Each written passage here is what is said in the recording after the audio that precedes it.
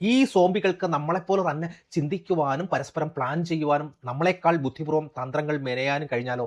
അതെ, train to ബൂസാൻ എന്ന് പറയുന്ന എക്കാലത്തെയും മികച്ച കൊറിയൻ സോംബി ചിത്രത്തിലൂടെ ലോകത്തെ ഞെട്ടിച്ച സംവിധായകൻ യോൺ ഷാങ് ഹോ 10 വർഷത്തെ ആ ഒരു ഇടവേളയ്ക്ക് ശേഷം വന്നിരിക്കുകയാണ്.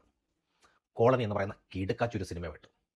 ആഗോളതലത്തിൽ പ്രത്യേകിച്ച് മലയാളികളുടെ ഇടയിൽ ഈ സിനിമയ്ക്ക് ഇത്രയും വലിയ പ്രചാരം നേടിയിട്ടുണ്ട് എന്നുള്ളതാണ് വലിയൊരു പോസിറ്റീവ് ഘടകം എനിക്ക് തോന്നുന്നത്. ഇൻസ്പിറേഷനും ഐഡിയാസും കീട്ടിലോ എന്ന് വെച്ചാൽ കീട്ടിലം സാധനം. ഈ സിനിമയെ മറ്റു സാധാരണ സോംബി പടങ്ങളിൽ നിന്നും വേറിട്ട് നിർത്തുന്ന പ്രധാനപ്പെട്ട 3 കാര്യങ്ങളാണ് ഞാൻ പറയുന്നത്. ഒന്ന്, ഈ പാവക്കൂത്ത് പോലുള്ള സോംബി നൃത്തം. നമ്മളൊക്കെ ഒരുപക്ഷെ ഈ വേൾഡ് വാർ ഇസഡ് ഒക്കെ കണ്ടിട്ടുണ്ടാകും. അതിലൊക്കെ സോംബികളെ കാണിക്കാൻ വലിയ കമ്പ്യൂട്ടർ ഗ്രാഫിക്സ് ആണ് ഉപയോഗിച്ചിരിക്കുന്നത്. പക്ഷേ അതിൽ നിന്ന് വളരെയധികം വ്യത്യസ്തമായിട്ട് ഈ CGI മൊത്തത്തിൽ ഒഴിവാക്കിയിട്ട് സംവിധായകൻ ചെയ്തിരിക്കുന്ന ആ ഒരു വലിയൊരു പോസിറ്റീവ് ആയിട്ടുള്ള സോംബി ആക്ടേഴ്സിന് കൈയടി കൊടുക്കണം.